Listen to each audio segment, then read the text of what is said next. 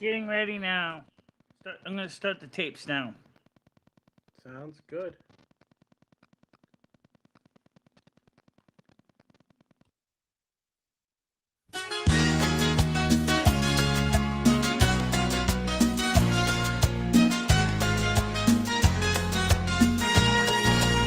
Born in Silvermoon, where the magic flows, in the land of mages, where the ancient wisdom grows. So here we are, in the land of dreams, with Carmen Miranda, in the moon's beams, in the dance of life, in the magic's glow. In Silvermoon, our love will always grow.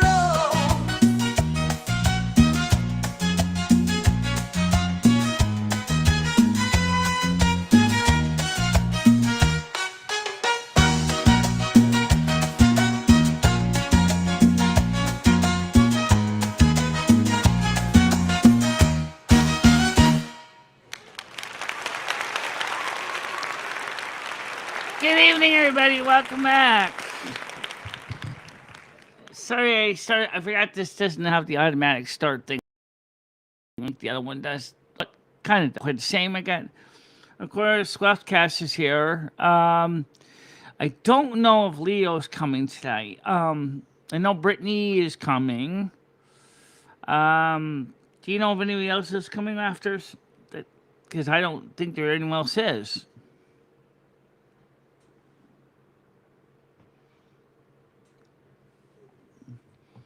I just heard him, but then.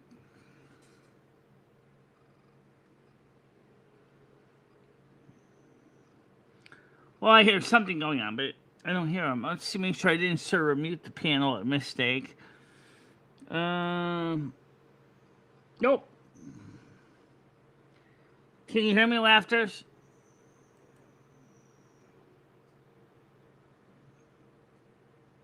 Oh, that's weird.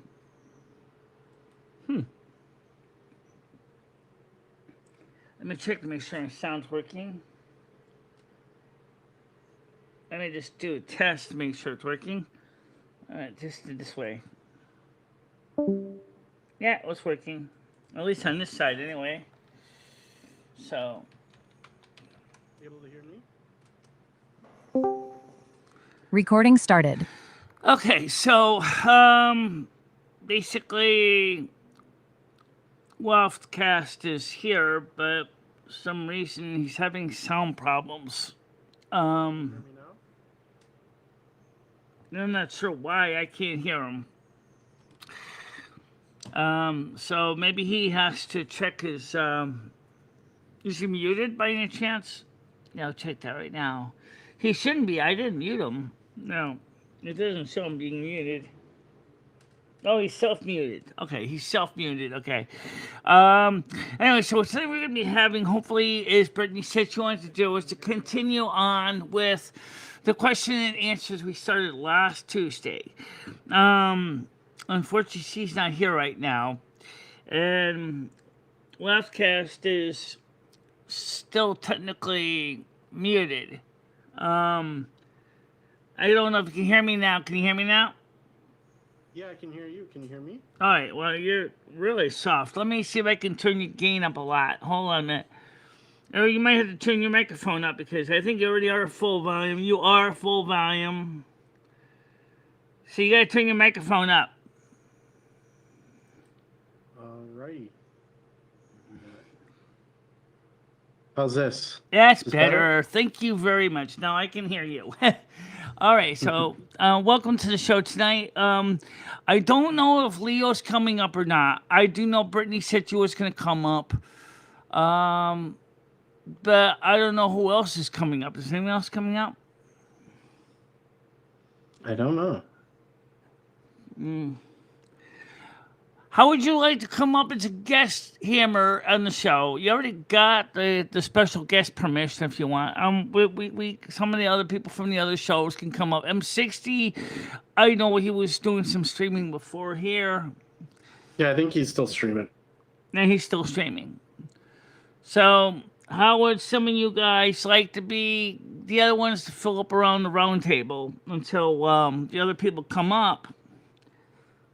Tiger could come up here. Hammer can come up here. Wefcast, of course, is here. Of course, basically, we don't know what time she gets out from work. She might be taking care of her family needs right now as well, because she's going back to work on the 25th, so she may not be able to hear for that reason. So let's start with how you're doing right now, anyway. Good. How are you?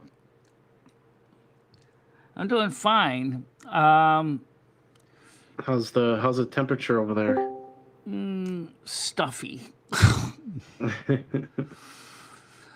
But I actually went out to the Cumbies today. I had a slice of pizza, a Diet Cherry Coke, and 2 containers of Ben & Jerry's chocolate chip cookie dough ice cream. Ooh, you had a little sweet treat. Yeah, a little sweet treat. It's probably the first What's up, time in a Brittany? couple months I had ice cream at all, so... You didn't have ice cream when it was what, 100,000,000 degrees, Michelle? Yeah. You're depriving yourself, girl. That's when I needed ice cream. Yeah. And I also worked on the report that I put in the tech group about how Grok interpolated between my natal chart and my MBTI report, and the way I keep my apartment, and the way I designed the commune project. That might interest you to go through that. Yeah, I need to look through it, Michelle. I've just been crazy busy. I went and visited family members this weekend, and it's just been crazy from there. Yeah.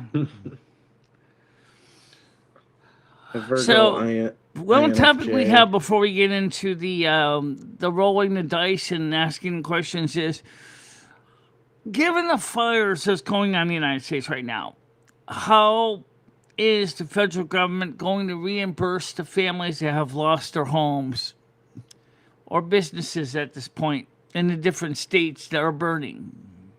Isn't that FEMA related, Michelle? Yeah, it Like, is. doesn't FEMA- So that would be under the federal part of it. That's what I was asking. It's probably going to take forever, and they're probably not going to get a whole bunch of money. If we know anything about how Yeah. FEMA gives, like, relief. Yeah. Well, it's gonna be I like wonder- 10 bucks for your burned down house. Right. Yeah, they don't give a lot, do they? That's the people hurricane that affected North Carolina. Some Did you people. see, did you watch that Smithsonian stuff going on, Michelle? No, I didn't. Oh my God, it's the craziest stuff ever. They're asking the Smithsonian, like, director, like, they're doing a big congressional hearing, I guess, and they were saying, like, the Smithsonian shows too many scantily clad images at the museum that's for free. Yeah, I think I saw something about that, but then what would you think No, what what- the ancient Greeks were doing? Most of the ancient what's- Greeks. What's next? You gonna put a metallic leaf over the statue of David again? Right, do it Simpson style. Yeah, because that's what used to be up there when the church decided that those kind of things were indecent. Yeah. They would censor art. Well, unfortunately, even though this isn't really specifically a tech topic, I guess like, YouTube is kind of political too. And the fact is that Oh, absolutely. there's a lot of stuff on YouTube that really clearly goes into the line of indecency. And even though they're saying they're trying to get rid of shocking and putting off content, they're really going to go back to the early catalogs because a lot of that stuff is from the past. But I guess it's some ways they say, well, it kind of remains because it was prior art. Well, okay. Do I think at least, YouTube's even going to be fair with that rule, Michelle. I think they're gonna pick and choose who they think is obscene and who they don't, Yeah. and Yeah. Well, they'll just make like arbitrary choices. You know what I mean?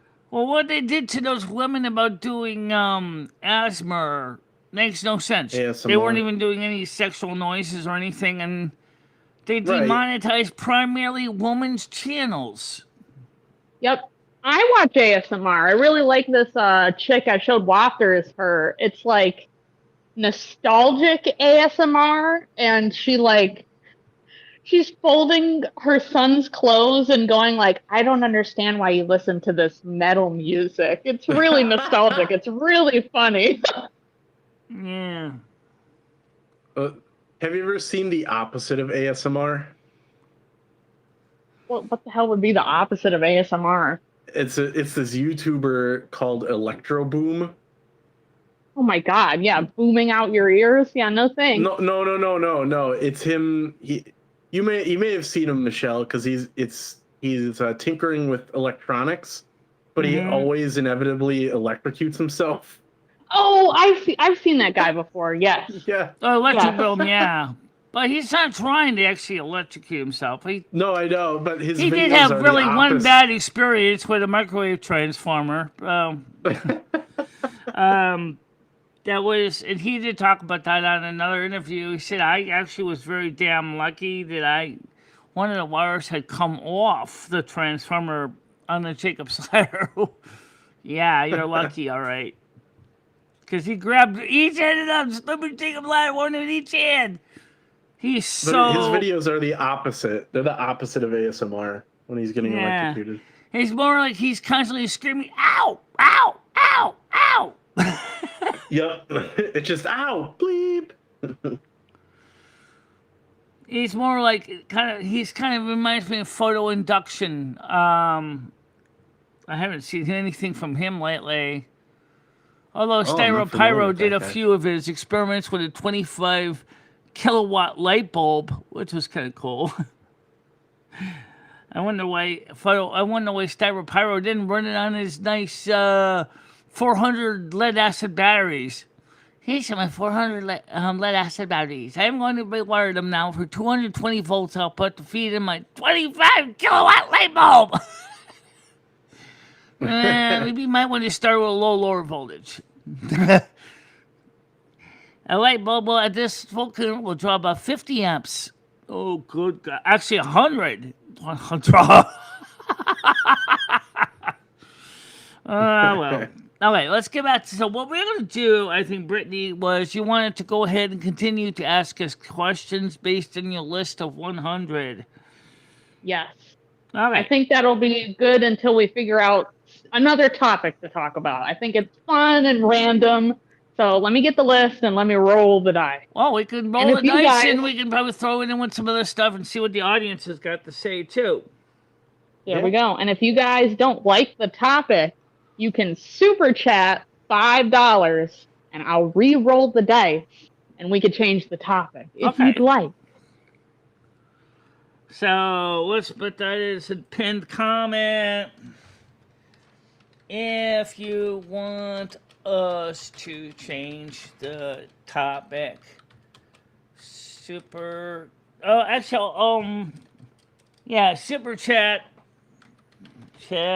or a Botrix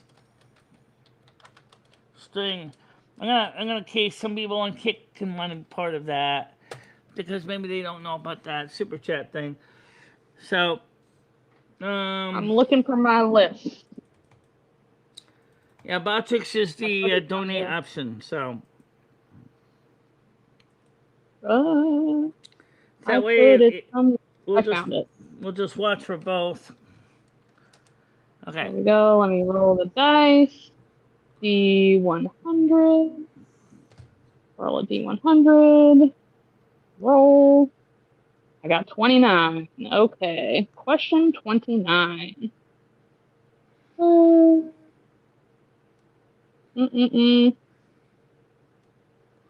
Ooh, here's a good one. Do you always vote for the same party? Every election. Have you voted for the same party or have you? No. Oh, interesting. No, I Is there don't a usually reason? vote for the same party over and over. And sometimes I look at the candidates. A couple times I voted Democrat because I didn't like the choices of McCain and I didn't want to deal with him. So Yeah. I I voted think, for Obama twice and regretted both of them. I think I've only voted independent. My entire voting record, I think I've only voted independent. Yeah, it's usually independent for me, but I've occasionally voted for people in the standard two parties. It really depends, like local stuff. Like if someone seemed cool, you know what I mean? Ooh, okay. I'm going to add on to this question. How do you decide who you vote for? Do you listen to all the arguments? I mean, would say I can't keep up with like I don't think um that's possible. no, there's no way. I don't think so either. But I Not, think like baseline, I will gloss over like their core values and kind of base my decision off that. yeah, Well, I tend to vote by looking at the platform basically as best they can, especially in the local candidates, because they are more directly important to me. Right. I Um, agree with that too. but I do also, look, I do like to try to stay within my party. However, I have voted for people like Ross Perot. I have voted for Jill Stein the first time because I thought she would be very interesting to have a medical doctor as president. But I knew that as a member of the Green Party, she would never get elected because she will never get the Electoral College votes. Which right. really kind of makes it kind of a shame because the Electoral College never votes for the Green Party. No. And And, they'll never get enough votes. And we talked about this last episode a little bit. I do think it's such a shame that this country really is only backed by two parties, but we only get we have a third option, but the third option isn't viable, then why have the third option at all? Right? Like seems like just fill in the blank card and it doesn't really Yeah. count. Well, the only way to make third parties viable is to have ranked choice voting. That's the only way. If we just have first past the post, it's gonna always be two parties. That'll never well, change. what about other countries? Like, for example, Bulgaria has 14 political parties. Germany has a few. Italy has a few. Right? Well, they have like a parliamentary system, right, where they build coalitions and stuff. Yeah, they do have It's coalitions. a little yeah. different. I'll be honest though. I wonder. Remember how Donald Trump took RFK, which is a Democrat, and he encouraged him to become Health and Human Services Secretary. Which, as far as I can tell you, he's doing a fairly good job at it. I would, because if you read anything about my political candidacy, if I was to run, you'll see that one of the things I would do was have Jill Stein as part of my cabinet. Yeah, that'd probably be a good idea. I mean, I would rather have a medical doctor because what type of medical backing does RFK Jr. have? He didn't attend medical school, from what I No. recall, correct? No, and he eats roadkill and had a worm in his brain. Like he may have actually benefited from taking ivermectin. Yeah, maybe actually. well, he did work with a lot of people on disability lawyer cases, so he has some understanding of how the system tends to screw people out of their benefits.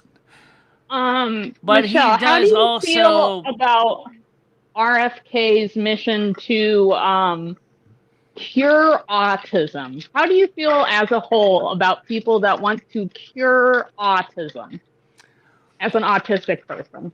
I think it should be an option. Maybe some of us might actually jump on it. I've used to it, so it doesn't bother me. But I mean, if it's a personal choice, I mean, if people want it, that's fine. It's just like, as long as the cure to autism isn't just killing autistic people. yeah, like or it was removing them back from at the society. Dr. Asperger in Nazi Germany. Yeah, that's not a solution. Um, so Do you agree that there should be a national database of autistic people within the United States, Michelle? no, I don't think that's needed. No more than we need a national Oh. ID of people that are at least 18 years old so they can go on the internet. Fair enough. You already have enough of our information through HIPAA in our files at the different medical clinics. I don't think you need to have more pigeonholes to shove us in. Right. I agree with that. We don't need any more databases. No. No. Because what are they going to use the database But I still do for? think that the mental health They're- system, however, is seriously let down a lot of the people that first- have acute conditions. The first thing I think of is time to round up the autistics and put them in the work camp. Like, where are they? Oh, we got this nice database that lists them all. Let's Right. use that. No That's thanks. my concerning part of it is like, okay, like how much, like I get maybe, okay, we want to research it better. It's becoming a big issue, but at the same time, it feels like it's becoming too invasive. Like, how much Yep. information do we really need to give to the government that badly, right? Like, do Nope. they really need it that bad? No. I'll say one thing though, is that there's a lot of smart people that are out on the spectrum, and Right. especially level ones, and some level twos, and yeah, even the level three. Some of them still have some intelligence. They just need less. Of level ones need the least amount of support care, but they still need support care. I'm speaking from experience. A lot of them would like to be able to achieve something in their lives besides just basically, doing the everyday routines of wake, clean up, eat, excrete, sit there bored out of their skull for the day, eat, excrete, go back to sleep. I mean, that sucks. A lot of them have a lot of ideas that maybe if there was an environment where they could start making some of the ideas, at least on a small scale testing, feasible. For example, I'm a scientific person. I like to play around with technology. If I had a place where I could work on a little pet projects without feeling like everything is, you got to pay your rent first, which obviously is important, and your utilities. And if I had people that has like-minded feelings and go, hey, let's combine our skill sets together. Maybe we can make something happen. A lot of people in the spectrum would love this because we are capable of thinking and creating. But there's this big glass ceiling where society keeps saying, no money for you, no resources for you. You'll just remain on welfare for the rest of your life. That's so demeaning. Yeah. That's true for anybody on any disability. I don't care if you're autistic or not, because I'm also physically disabled. It's still very limiting. All right, I rolled the dice again. I got a new topic. Would you date someone who doesn't hold the same political beliefs as you? I'm going to start off and say probably it wouldn't work out. That's why Keldosh and I are very similarly politically aligned. It depends. It depends on how different, because there's always going to be some level of difference, right? Like, if it's very important issues that you differ on, then yeah, that's a no-go. But if it's like, I don't know, like particulars about tax code or something, like who gives a shit? Right. I gotta agree. What about you, Michelle? I gotta agree with Westcast on that. It depends on how different. I mean, like, I am, I'm in the Purple Party. I'm not straight, hardcore right Republican, but rather more like in the middle, near the centrist. So if I met a Democrat that was kind of similar, we could say, okay, well, let's see where we can find common ground. Then say, yeah, probably. But if the person in the day was hardcore leftist, socialist, communist, I don't think it would work. So this isn't on the list, but I've been thinking about this since the weekend because I overheard a conversation that one of my family members was having, and they made the statement that socialism is being sold to the American youth. Do you agree or disagree with that statement? I agree. It's being sold to American youth as the solution, just as Stalin did to the Russians. And we saw what happened with that, don't we? You dissent, you go to the gulags. Yeah, not exactly a good idea. And we saw how much trouble Madani's creating. And he's a younger guy. I mean that level of socialism, I don't know if that's being sold to the youth, but like socialist ideas about like I don't know, like equal pay and stuff like that, and reallocation of resources and making sure that people aren't exorbitantly rich to the point where there's nothing for anybody else. Like, yeah, I could see that being sold to the youth. But yeah, I mean, should we be Stalinism, I don't think so. concerned? Is this an attack on our democracy, or No, are these I don't just think so. ideas that have lasted because of our economic crisis? I think it's a and natural. blah, blah, blah, I think it's a natural reaction to the state in which, like, the state of capitalism in the current year. Like, people want to have like a free market, but that's not really where we're at. It's everything's controlled by like a handful of companies and like a bunch of rich guys. Like, you can't. Wouldn't a truly free market give us the ability to have like businesses easier, or I don't know, establish patents easier? I don't fucking know. Yeah. Like, it's damn near impossible to get your foot in the door because everything is already like controlled as regulatory capture. Yeah. Basically, there really isn't a free market for ordinary people. You have to already be wealthy for you to participate. So, like, yeah, I could see some level of socialism being enticing. Well, if you want true capitalism, you have to go back and look at the 19th century in the United States. Before we had Social Security that came in 1935, before we had the cost of living, the minimum wage, the people back then didn't even have bankruptcy until about, I think it was 1898 or something like that, personal bankruptcy.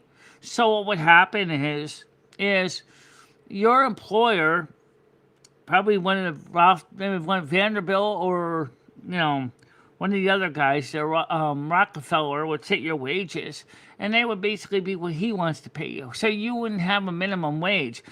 You were paid by what he thought was fair, not necessarily what you thought was fair. That sometimes they'd give you housing, sometimes they didn't. All right? You got hurt on the job, there was no workman's comp. Guess what? You're gone. You're fired. Bye. Don't let the door hit you in the ass on the way out. That was the way it was. But obviously that was bad for people who got hurt on the job. That's one of the reasons why we had these unions start up, was because, especially in the metalworking, because it was a dangerous job, it was a hot job, and the capitalists didn't care. You were expendable. And we forget that now, because that's free capitalism, free reign, free range. And guess what? You had Standard Oil, you had the Carnegie's, Vanderbilt's owning the railroads. We see, again, that same mentality in the 21st century. Again, Different names, same game. And Yeah. but what I'm worried about is what about those who could not even get in their foot in the door because they were disabled? The disabled were treated like crap. If they were lucky enough they could get a job, but they weren't paid any better than the non-disabled people. But the disabled people would be pushed out for the able-bodied guys and gals that could do the job for just as well or just as desperate for work. Also, we have the right for faith and religion. Well, employers would sometimes hire like people like if you're Catholic, you would get one level of job. If you're a Protestant, you get another kind of job. And people kind of forgot that at the time they could do that.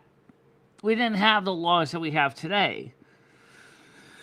So for those people on the far right who want that kind of mentality, I'm sorry, but I don't agree with that. I think that's going way too far. Yeah, that's wacky. Why would you vote for your own oppression? That's a good question, but you sure see a lot of people on the far right. What's what they want? You see it in Congress. Yeah, because they see themselves as the billionaire. They don't see themselves as the worker. But guess what? Yeah. Yeah, you're more likely to be the worker than anything, right? Yeah. Well, the way they see it is because they got the money and they got the capability of being the employer. But the worker, the poor grunts down at the bottom, really couldn't get off the bottom floor unless they did some unsavory things back then. And like sleeping with boss would have been the least of them. But Well, I I'm sure don't like the participating in crime or organized crime Oh, or yeah, that too. anything like that would get you. Oh yeah, organized Get you crime was more. still pretty much working with them. There were those ones that were breaking up the unions, where a lot of the guys in organized crime are hired by these companies to be the heavies that broke up unions. I don't want to be in the socialist camp either, the far left. That is absolutely just as demeaning. Because what? You're skilled, you're smart, and you're still doing the same job that a level 3 autistic person can do, even though you are, much more capable of doing more. I would like to believe where I have some social upward mobility in my life to show my skill set. Versus being stuck in a role. Do you agree with unions as a whole, like in the modern day, or do you think they were more useful back then and it's not much of a necessity now? I think the problem with unions is, yes, back in the 1920s, they had a reason to exist. They did need to exist. But today, unions are more like guilds. They are telling, for example, United Auto Workers is very powerful. They tell corporations, look, you will pay my employee X number of dollars for that job position. I'm not saying that there should be no unions, but I think the problem is with many modern unions is they have gotten to be so big and so controlling that in some ways they're not helping the situation. They outlive the usefulness for many industries. Another example is like even the Actors Guild and the Screen Actors. Well, I know that's technically a guild and not a union, but it's a way that's kind of a union too.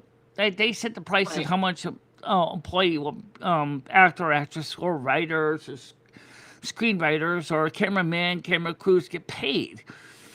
And for movie companies, that means that that's a lot of money that they have to outlay when they could have probably hired someone right out of acting school that might be just as qualified to do the role for less.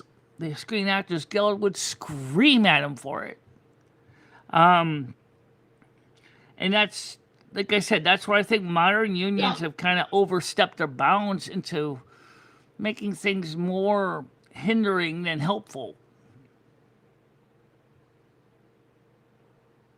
Lofters, do you think unions are a vital necessity in the modern day, or are they obsolete? I think we're approaching. We're basically going to turn a corner where things get really weird because there's going to be no work for us to do. So how do you even unionize when you don't have a job in the first place? So like I don't know. Are you implying that like automation is going to be taking our jobs, or Yes. AI, or Yeah, both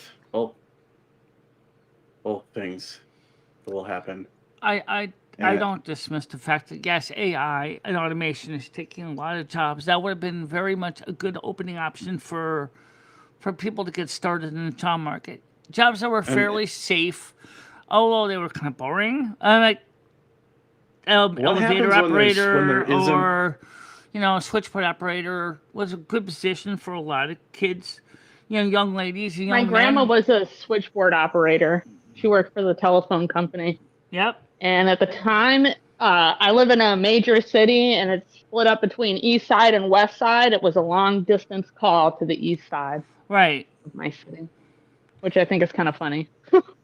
But here's the interesting thing, though. When you think about it, though, those young ladies, when they were working with the industry, even though the wages were kind of low, unless you're the head operator, which like management, yeah, you got paid pretty good for that. But the young women had some skill that they could actually use in another industry. Or things are important like courtesy and understanding what needs to be done, procedures, you know.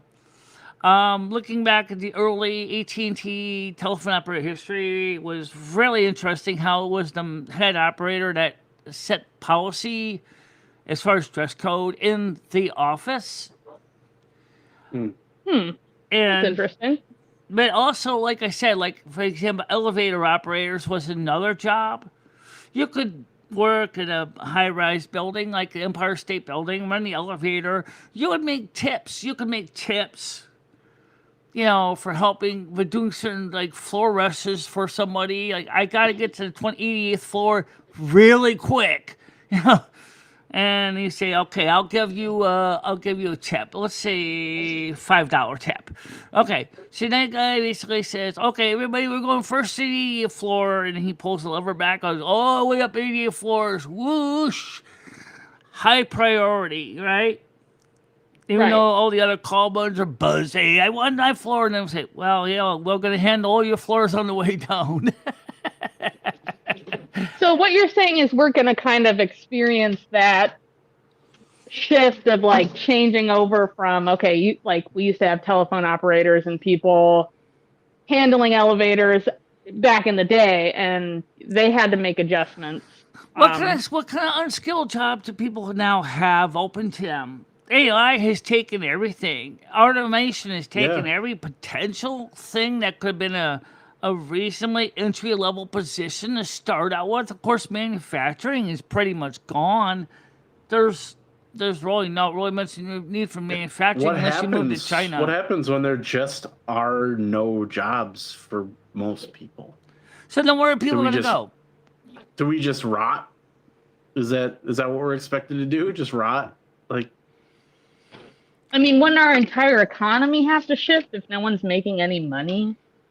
Well, right now, no one's making any money because AI is taking over a lot of positions, mostly in the office environment or in where some of the blue collar jobs, like I said, like switchboard operator, elevator operator.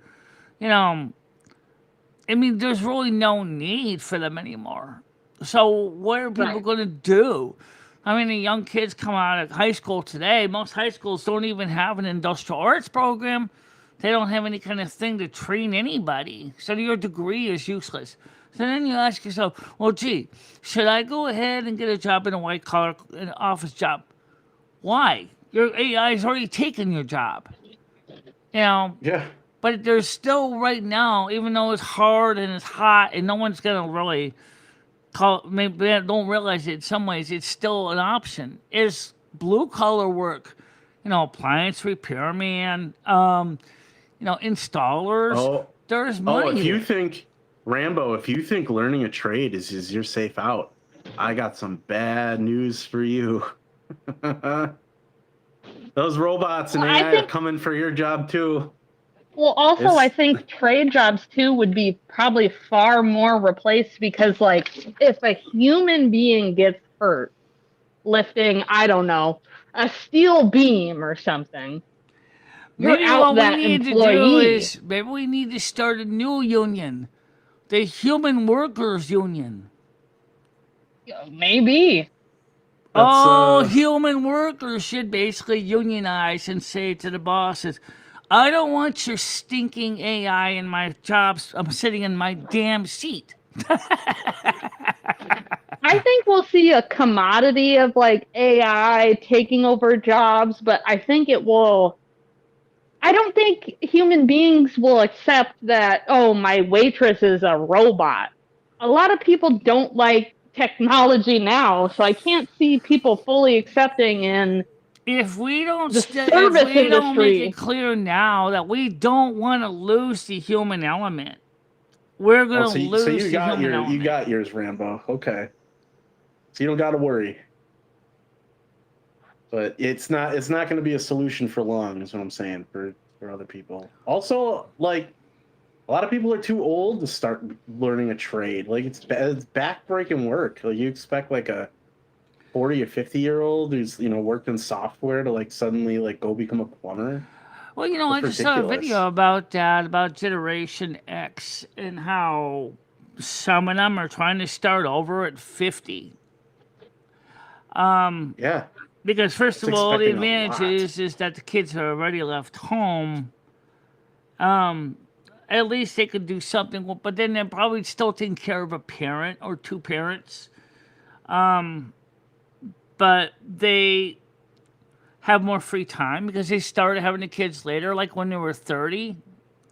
So, but what are you gonna? What kind of jobs can you do when you really look at the modern life? I mean, sit on your fat ass and do YouTube all day. I mean, that's.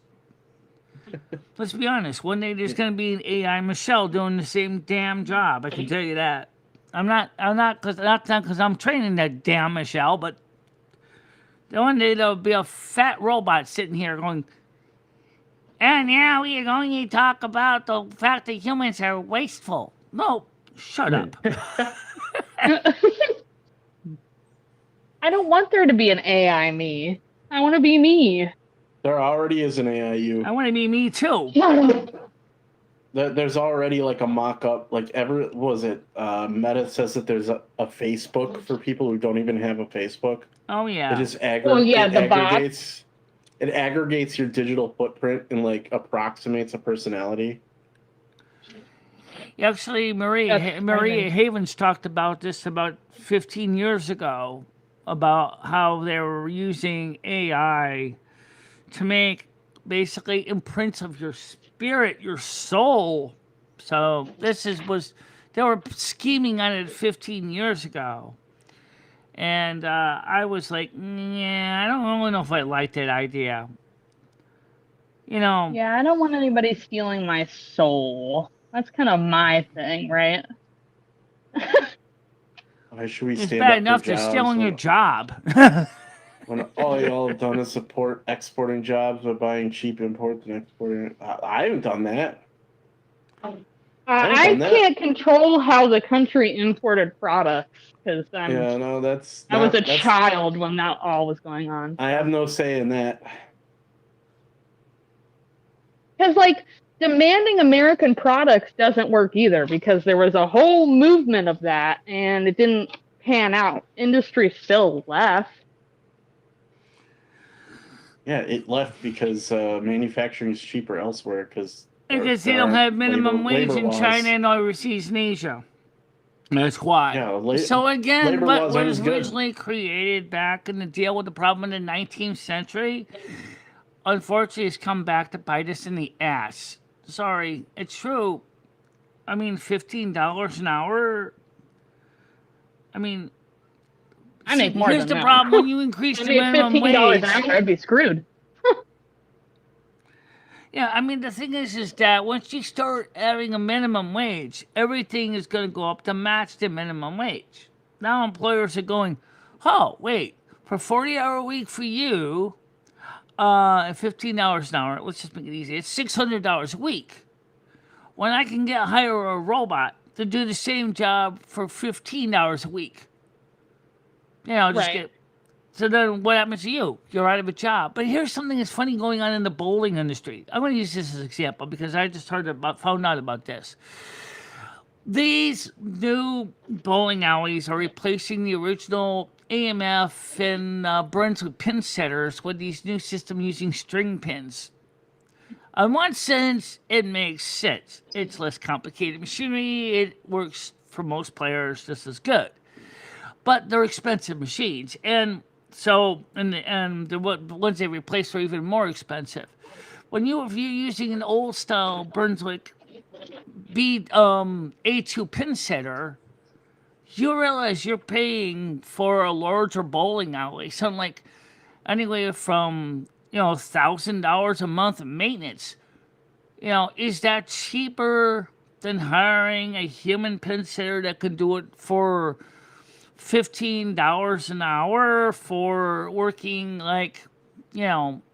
say 20 hours a week? Half time, part time. If you go, that's $300, right? So that's $1,200 a month. So instead of spending $1,000 on maintaining a pin setter, which constantly breaks down, and when it breaks down, you can't really use the lane, or you can get some, young kid out of high school say, hey, you want to set pins? I pay $15 an hour.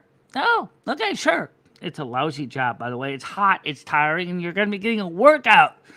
You're going to be sweating to the streaks. My grandfather, when at one point his family said, we're moving back to Iowa. And he said, I'm not fucking going. And so his little middle schooler ass, he was 14, lived alone in an apartment by himself and made his rent by being a pin setter. Crazy. And Can you imagine being 14 years old living on your own? Yeah, you could do that because there was always a spot market for human pin setters. There's a bowling alley in Michigan called Holling that uses a manual pin setters for a double lane bowling alley, and they have a. That's Rambo. There's still bowling alleys. Yeah, there's still bowling alleys. But the problem is a lot of them have switched out from the Brunswick machines like the A2s and the AMF ones to string pins, which professionals hate string pins. I can kind of see their point. But like I said in one of the forums, I said, guys, you have to remember from the business side of things, if you're spending per alley, if you're spending up to, say, $1,000 a month in repairs and upgrades on your machines, Right. that's cutting into your profit. It's not exactly like you're bringing in thousands of, bowlers in a single week. Maybe. Yeah, well, how many people are still actively bowling? That too, right? Yeah. Like, how many people can afford to go bowling? That's another thing. Yeah. My family and I wanted to go bowling with 5 people. It cost us almost $100. Really? Yeah.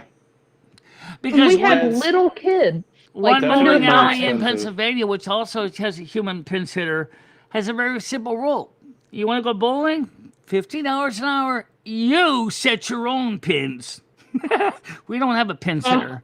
So in other words, That would be a pain in the pin butt. for a couple of friends. One guy goes behind, sets the pins up, and then of course then they'll take turns. One guy will set pins, and then the other guy comes around and set pins. So you get your cardio in your process too. What I'm trying to get at is, in some cases, where here's a human element works out better than what originally thought was going to be the best thing by automation. It's true, pin setting is dangerous because you could get hit in the head with pins, but for a business person, it might be cheaper. All right, I got a new question for y'all. Okay. How do you think social media algorithms influence political discussions and divides? Oh, it maximizes negative engagement. Yeah, I would say rage bait is a big thing. I don't know. I've seen more recently, like I said, more active, like people from both the far left and far right meeting up and doing content together where they're coming to a middle ground. But that's really only been in recent years. I haven't really seen, because even those like Jubilee videos, right, where it's like one conservative versus 800 liberals, they never really like have a common ground. Like they're never like, okay, we could agree on this. They're just like, it's just like a scolding match. yeah, who can scold better? Who can smugly chuckle the best? Yeah. It's kind of the same with the mainstream media too, because it's like it's always the bad news that gets the views. It's not the good news where, you know, both sides kind of come up with a common understanding. Hey, yeah, right, we need to fix this problem together. It's always that guy's the bad guy. He's the flaming ass hat. I'm the better one. And then of course it comes comeback says, no, you're not. You're just as messed up as I am. So so then you got these guys screaming at each other on the microphone, open camera, open mic. And the audience is like, well, I like guy A. I like guy B. And what about the person in the middle that says, I can't make up my damn mind which I like better because I don't even know what they have in common. Well, yeah, that congressional hearing I was talking about, Michelle, with the woman that runs the Smithsonian, like she's one of the directors. God, I can't think of the representative's name. I think it's from South Carolina. It's not. Oh, it's Miss Bobbitt. Miss Bobbitt, silly self. She said, why don't you represent the millions of babies that have been aborted in our country in the Smithsonian? Which, what the hell does, and she yelled it, and I was like, what the hell does this have to do with the Smithsonian? Sounded like she wanted a damn memorial. I was kind of lost. I was like, what does aborted babies have to do with American history? I don't think she's ever stepped foot in a museum at any point in her life with a remark like that.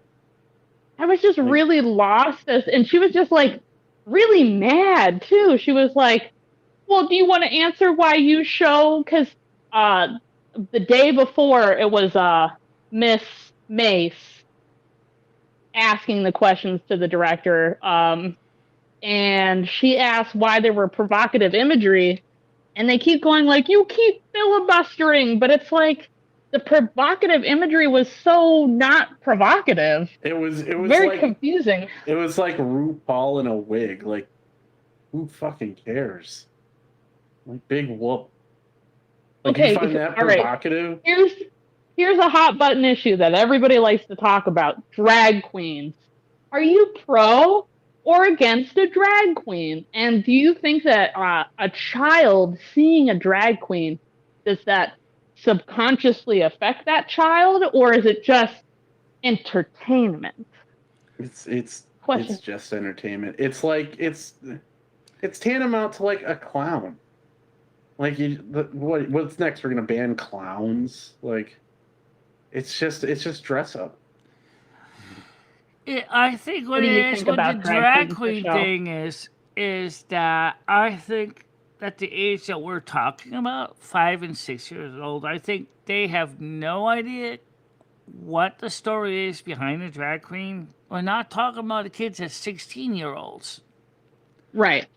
Okay, so like the drag story time stuff, do you think that is inappropriate, Michelle? Like that type of crowd, or I think it's just bad taste. I mean, the whole idea was like, what was the reason behind it? I love the idea of having story time for kids, but do we have to have people dressed up like that? I mean, I remember think it's too provocative. I remember going to the library as a kid, and there was like a clown reading books to kids. I see it as the same thing. It's just a different style of dress. I don't. Okay, if it was here's my 2 cents on it. If you take your child to a drag performance that's obviously sexual in nature, in terms of like, okay, like you're handing her a tip and there's like maybe provocative or sexual dancing, like obviously like that's not for a child.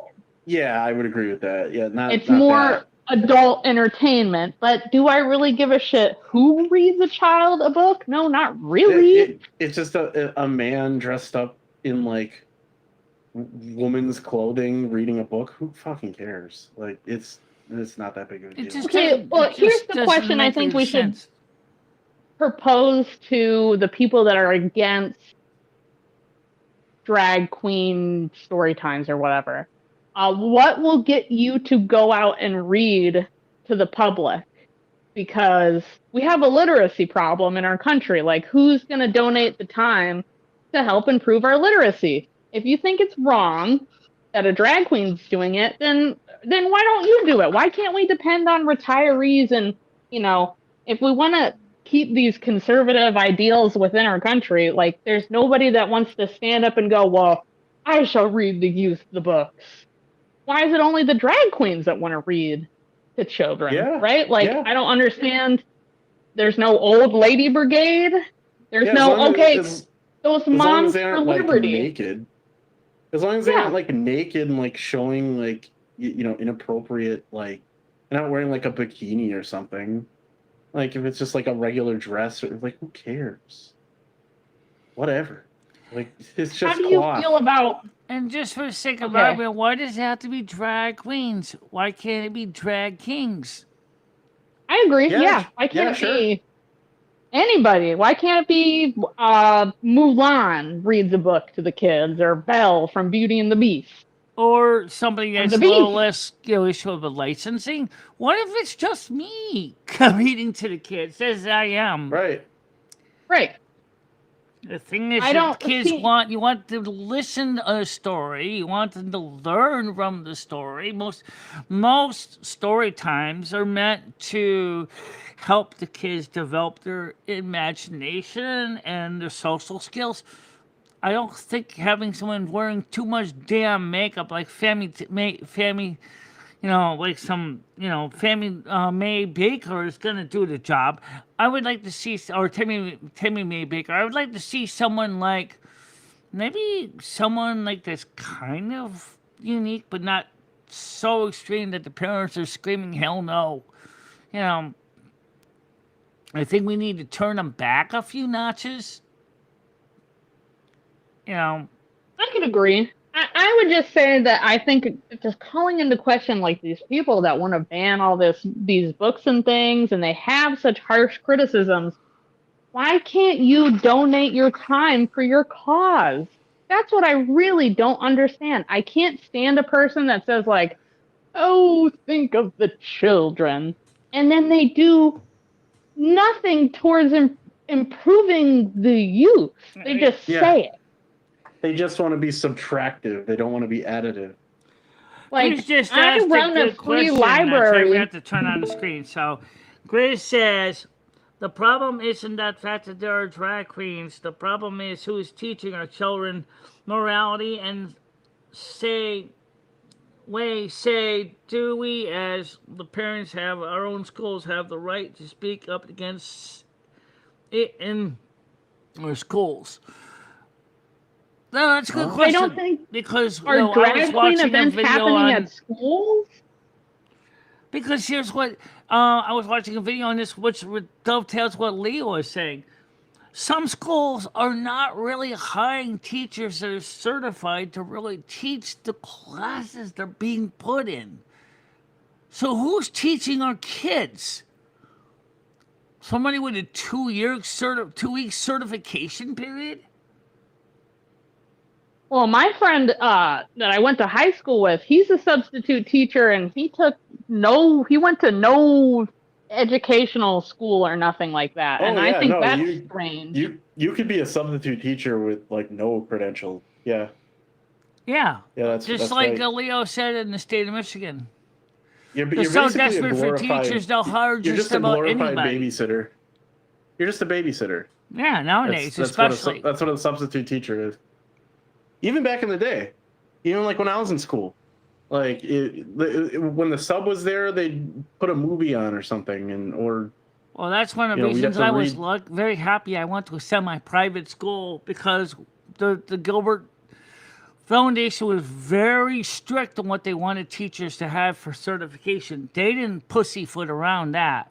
You had to have proper training or you weren't hired. Yeah. You had to have at least IRL experience in the subject you're teaching. So if you're teaching business, you better know business. You better have been in business. And because I had a Right. accounting class that was taught by a long-term teacher that had been there for years, and I had another teacher that not only had a teaching degree, but she was also had worked in the actual real world business. So, that was something that the semi-private school I went to insisted on. No shortcuts.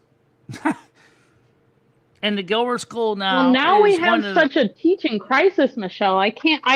All those good educators that like I think that a lot of people think on fondly, I think they're far and few between now because it's an industry that doesn't really pay a whole lot. no, it doesn't. Oh yeah. The And pay I is think that crap. I think it's concerning only for the fact that like okay, not only have the public school classrooms increased like per like classroom size, Uh-huh. but then there's only one person there. They can't get equal pay. Like at a daycare, there's a head quota, right? And the tuition cost goes up.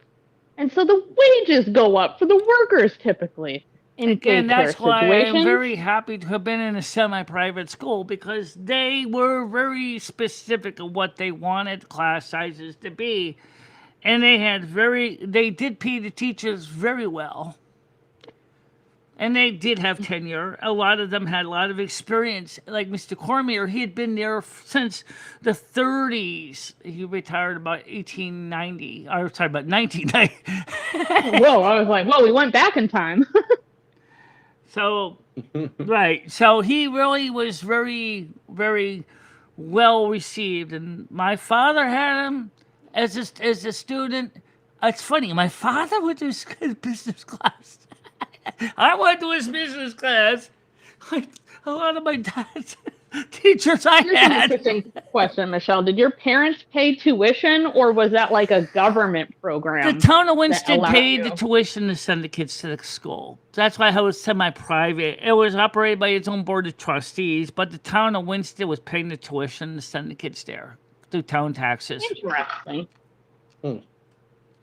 But they also meant, just like a private school, they could easily throw you out if you didn't basically keep up with the program. If some of the worst kids came in and out the door, it was like a revolving door for the worst of the kids, because as a semi-private school, they didn't have to take the riffraff. They would just send them to Regional 7 instead. And then we'll went and let somebody else deal with it. Yeah, I don't blame them. Yeah. Yeah. Because they I just realize that don't the kids that are understand going the to the Gilbert solution. School, they're going to learn, and they want to come out of that degree with a diploma that was worth more than just a piece of paper. I am very honored to have been part of the William L. Gilbert School. Really, I am.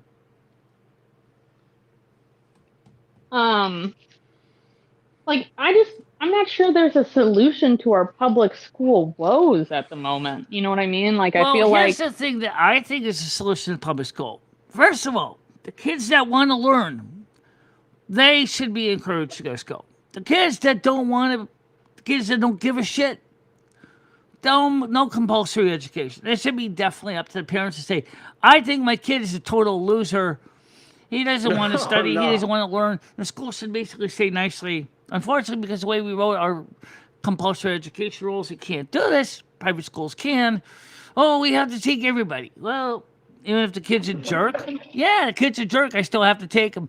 Which means I have to just dumb down my curricula for him or her. And that's really what hurts the kids that really want to excel. I was one of them, loved school. I loved learning. I kept wanting to learn. I took business, arithmetic. It was a business school. I took business courses. I took art. I took industrial arts. I took home ec. I loved it. I never had a problem.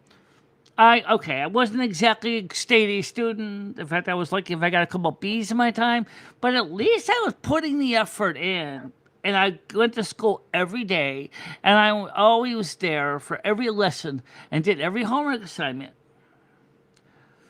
And I think that's the difference. Whereas today's public schools are like the kids just come in, oh, I'm here. You gonna do your homework today? Nah, I'm not gonna do my homework. I give it to the dog to eat. Jeez. I mean, see, that seems because like we shouldn't want to fail, or at least in my worldview, we wouldn't want to fail the youth just because there's a refusal to learn. Because like, okay, literacy, just because you don't want to learn algebra, you should be literate in this country. Literacy is freedom. The problem Everything is, you have to read. the problem is You have to be able today's to read. kids read and write in pictograms, but the public school is still teaching the standard Latin alphabet, the standard ASCII. Today's kids think in pictures. Maybe we need to change the way we do our exams into to teaching emojis. Maybe that's a worthwhile investigation. Yeah. Because when it comes down to it, like our Latin alphabet, the Greek alphabet, they're all derivatives of the Phoenician alphabet, and that is a derivative of Egyptian hieroglyphics, which were pictograms. Yeah. And you can still kind of see it in some of the letters, like the letter A was Yeah. a pictogram of the head of a bull. If you turn the letter A upside down, it looks like a head of a bull. Yep. You got it does. Yeah, except it's the horns round and- with the two horns sticking up, like the sign for Taurus. Yeah. And that's what I mean. So the problem is not only that, but today's kids are not even learning penmanship. They don't even know how to read penmanship. They can read a computer screen, but if they don't understand what the letters, numbers mean, they're fucked. And the way the standardized school system is now is our public schools are not keeping up with those.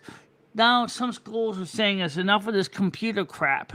And they want back with books and blackboards, which is I think is a better choice.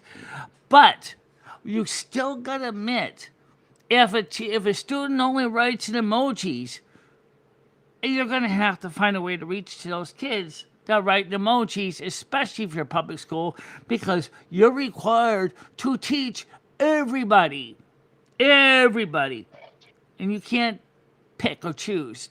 In public school, private school, you can pick or choose. Like, I don't think this kid's a good choice. This kid should go to Regional 7 because I don't want to deal with it. We don't have to deal with it. We are a private school. We have a board of trustees. We don't need to teach these nobodies. We can teach. We're focusing on kids that want to learn, that want to excel, who want to get a diploma and do something with their life. Well, I think it's a compound issue, Michelle, because like I think you can generate excitement towards education. It's just that a lot of, I think education now is completely discouraged, like saying, oh, well, college is a scam. Well, while I feel not so great about my college experience in terms of like cost, Yeah, my college experience a- isn't any good anymore either. Because what is it? Computer programming? I can basically wipe my ass on my degree and flush. It's useless now. I graduated in 1995. What good is the degree? Nothing works the way I was taught in college how to do programming in college. My business stuff still works, but that's it. Everything else doesn't.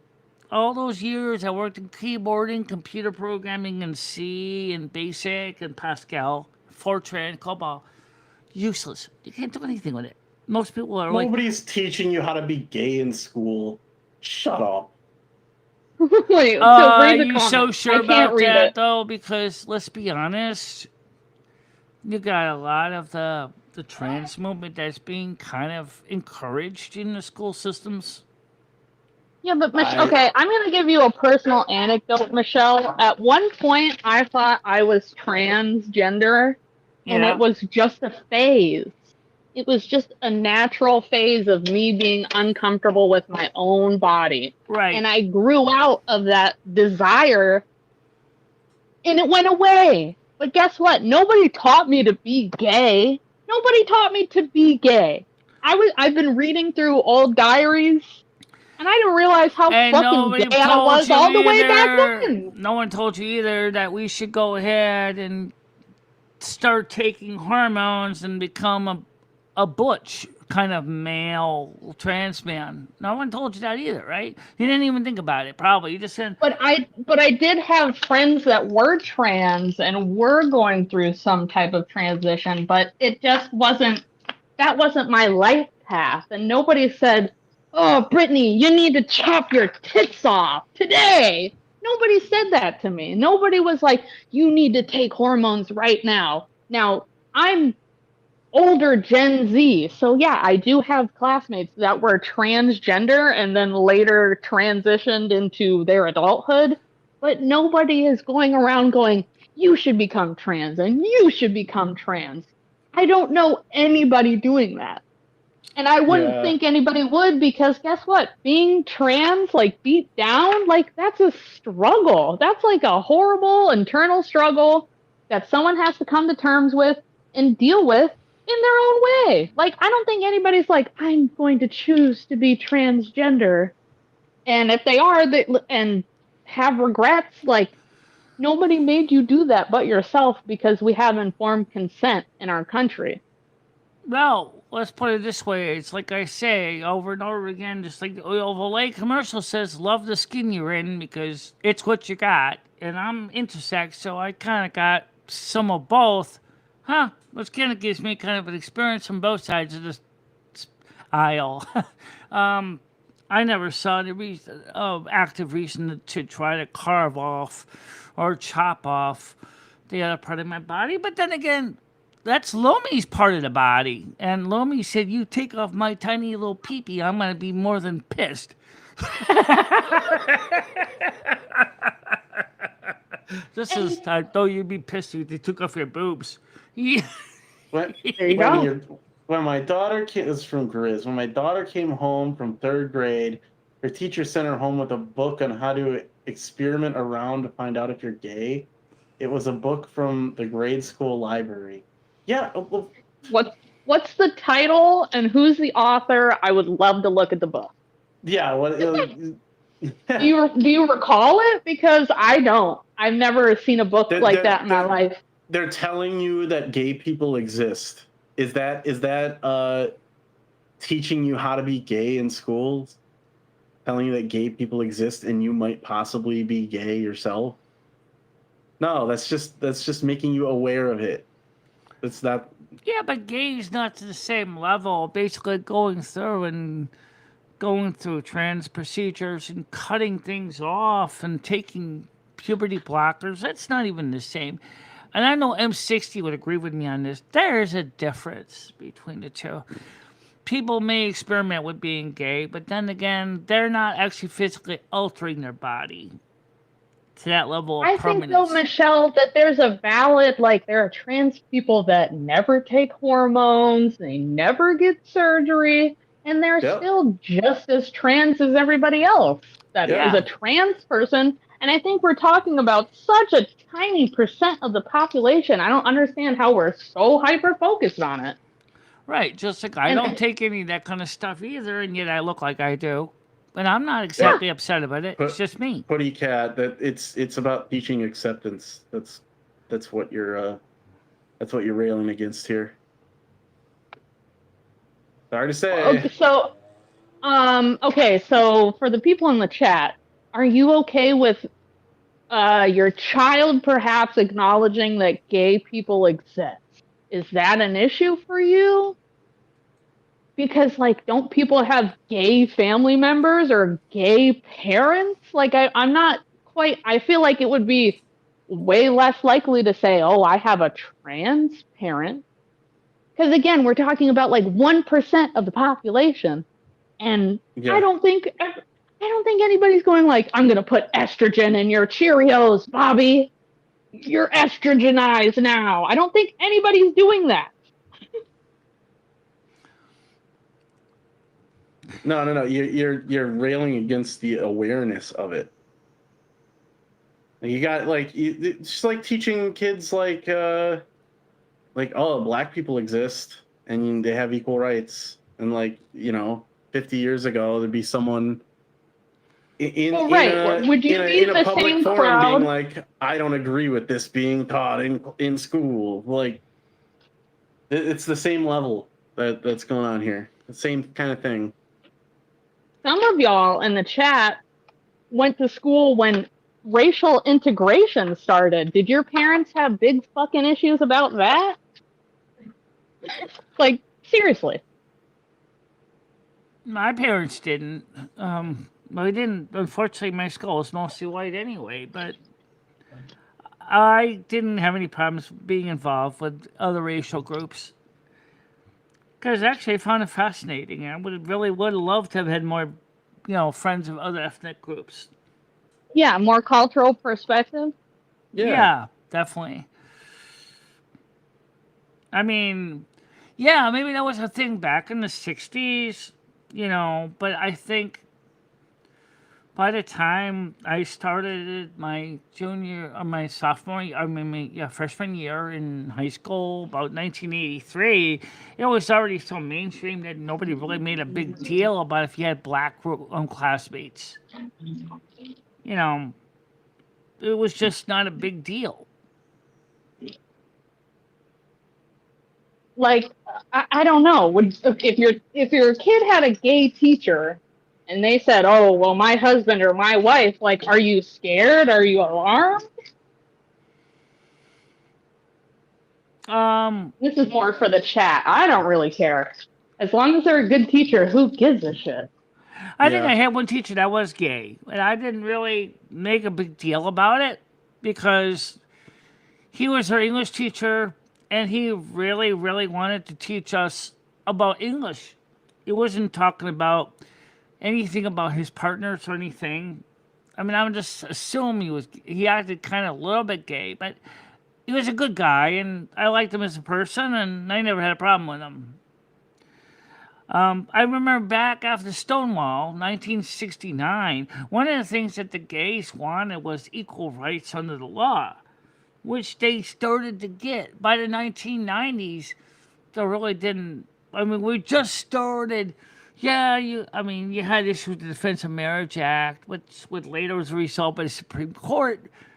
But the thing was, people don't make a big deal if someone's gay or straight these days. Right. It wasn't until 2006 it was passed.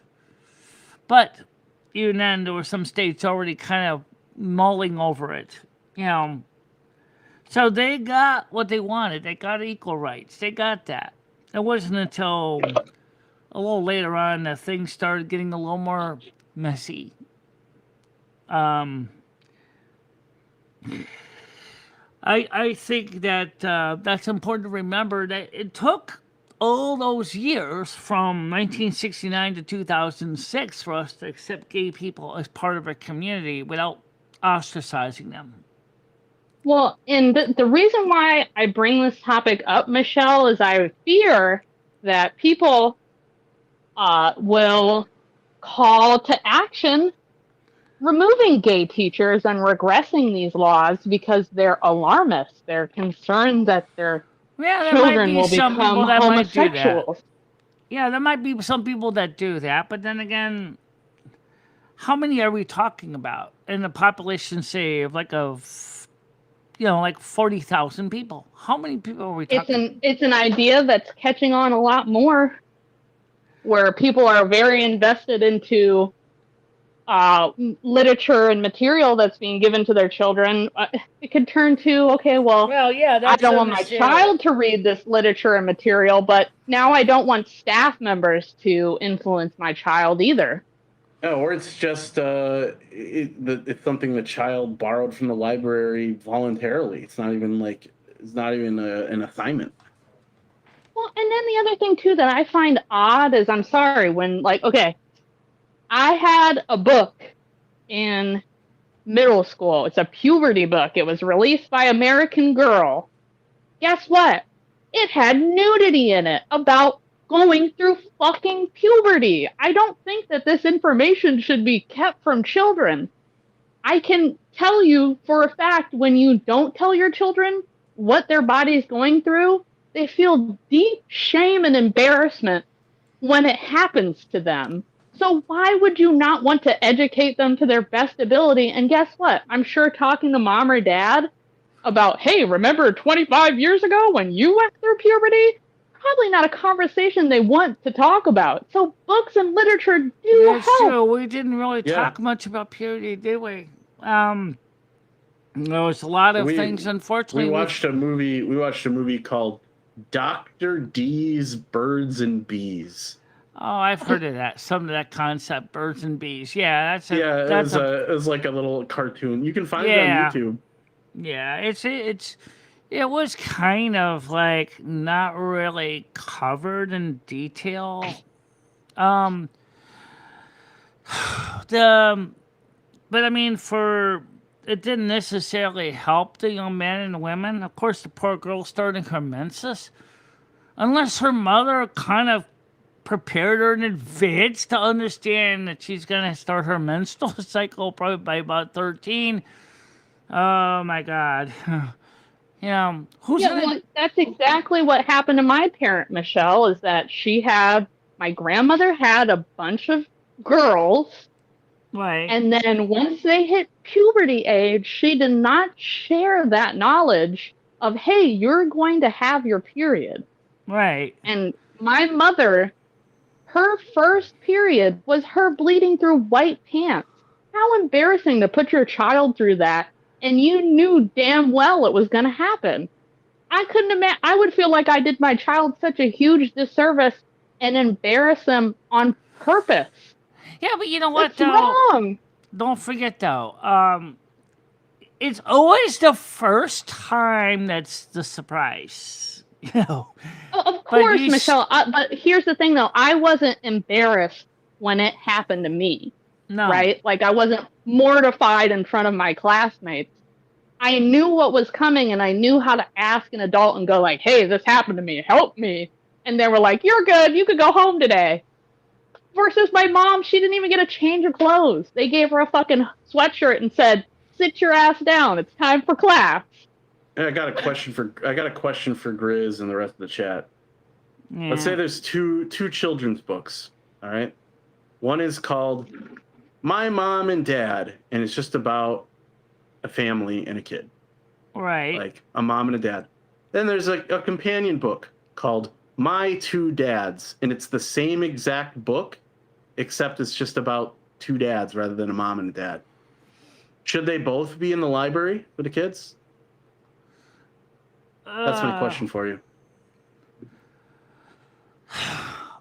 Hard to say. Honestly, in this complicated era, I would say, yeah, maybe. But I think, how come there's not a companion book saying My Two Moms? Oh, yeah. Right. Yeah, Well- another one that says My Two Moms. Yeah, sure. Yeah, Okay. same. The books are exactly the same, except there's just a character swap. That's it. Right. Character swap. But well, let's get, like I said, back to the puberty thing, though. Well, what about the little boys, right? They know maybe a little more, oh, my voice is going to get deeper. I'm going to get facial hair. Going to get stronger, more muscular. You know. What happens if you happen to be a little boy that doesn't get those traits? Then you're kind of going, what the hell am I? Well, Right. we found out what the hell I was, but that was after I became an adult. But still, yeah. I mean, the school, the parents in this case, I definitely say it's the parents that should have sat down and said to the kids, you know, in my case is, you know, well, listen, especially for the girls, you're going to be going through some changes in your life. You are going to physically grow. Now, Right. and while my mother would probably say, oh, you're a boy, so I don't have to give you the girl talk. Oh, excuse me, Mom. I tend to throw to die, and I happen to got a crapshoot. So Well, okay, Michelle, here's a question for you then. If possible, let's say back in the day, they could tell you that you were intersex. Would your life have been changed significantly if intervention was there, or just having the information at all? Do you think your life would have I think the improved? information alone would be a start. Um, but I mean, medical intervention probably not. Um, because I don't think Okay, so let's say you just found, or let's say no medical intervention, but like a doctor just said like, "Hey, you have an intersex child." Do you think your life would have improved?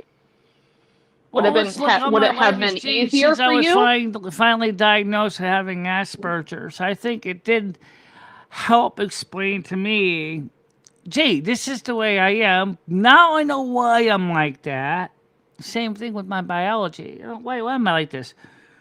Well, if someone said to me, well, you're meant to be, you got traits of both, I would probably said, hey, that's actually kind of cool because that means that I have understanding of both male and female issues.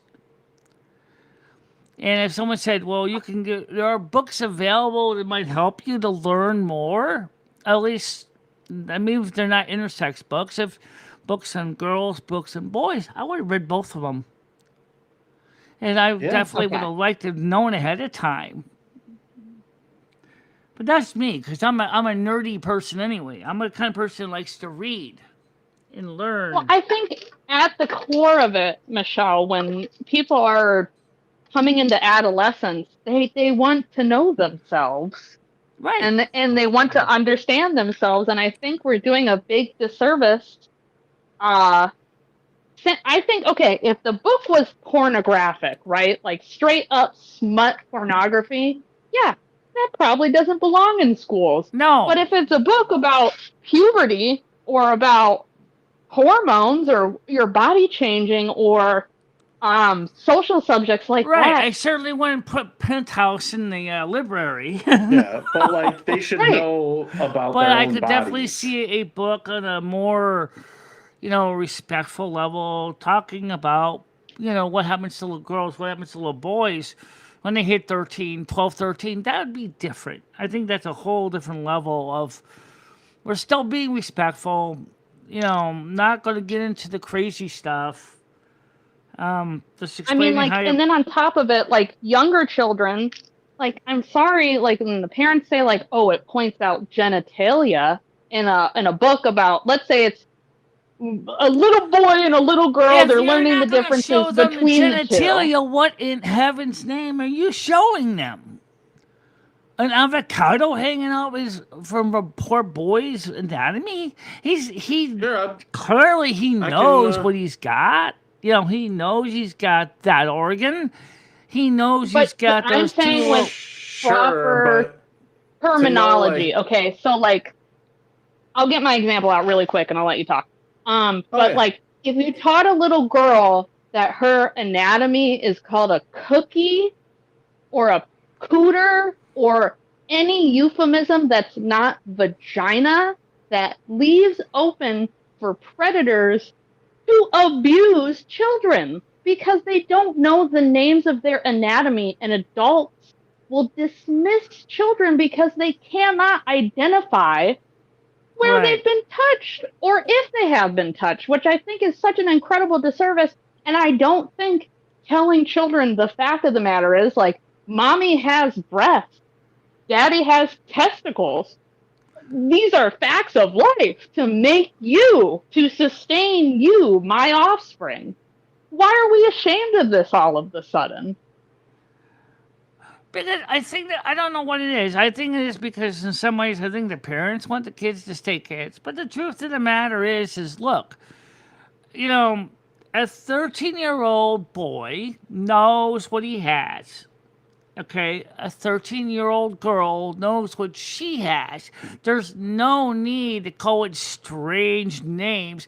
All you have to do is look at their nether regions. They can see what they have.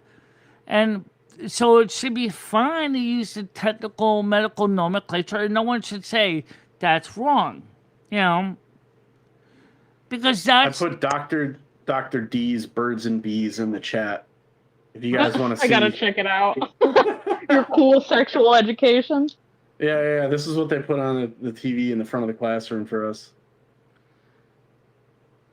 I remember when we had the talk in school and the girls got deodorant and bullshit, and the boys, I swear to God, they all just ganged up on the playground afterwards, and they just laughed. I don't even know what they learned. All the other girls looked like they went through fucking World War III.